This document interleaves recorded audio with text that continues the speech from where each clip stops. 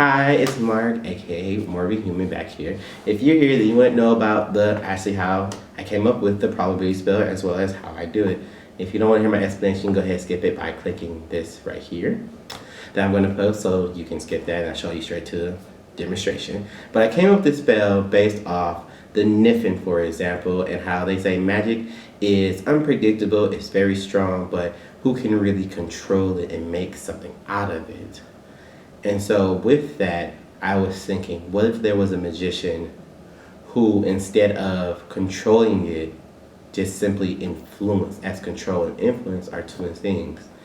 And it got deeper when I thought, what is something the beast wants to do? He wants to control everything, from what we learned from Jane Chaplin. And to control everything means you're literally God, and that means you can make the impossible happen. So that means you would change probabilities in the world. You still have to follow the laws that are set in place by magic and by the world. So why not break those laws? What about something not break them, but just follows them and kind of misshapens them or finds a loophole in that law?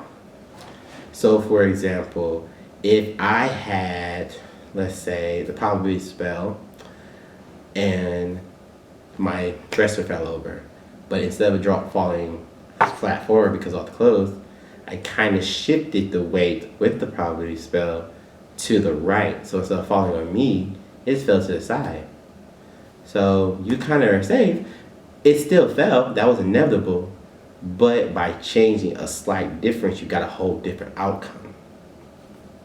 And so that's why I felt the probability. It's a very simple method, which anybody can do, but you have to understand the situation and the probability of what's going on, what can influence, how can it change. So it's like being a magician times 2 in a sense, as magician spells always matter on what materials you're using, the place of the moon, what is the tide high, the location, the region, weather, everything. But you also have to keep in mind certain factors as simple as, are all the screws in this furniture? Or is this phone even charged if I'm trying to make sure it doesn't cram a signal? Everything matters. So you have to know the probability of every event at that time, which is why extremely few magicians can actually master this.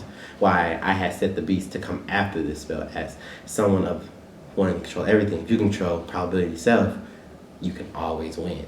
Why it's such a deadly magic, and why I had my character, well, Xavier, to be successful in that one magic. As I'm not gonna tell you exactly how he came up with it. That's something for you guys to find out maybe later on if this does become better. And that's it. Let's start the instruction. And now I'm going to show you the probability. Here we go, it's probability. The probability spell my own creation. So first, we're gonna start together. Of course, prayer hands. Slowly bring them together to a point. This is when you extend it out as far as you can. The circle depends on your arm length. So this is only for demonstration purposes. Extend, make your circle. You slide them back into each other to a point. Back to prayer hands. Push it out. Just push the circle out as you have created a magic circle. So let's try again. Start from prayer hands. Here. Here, draw your circle, bring them back together, prayer hands, push it out. So go ahead and try it for yourself.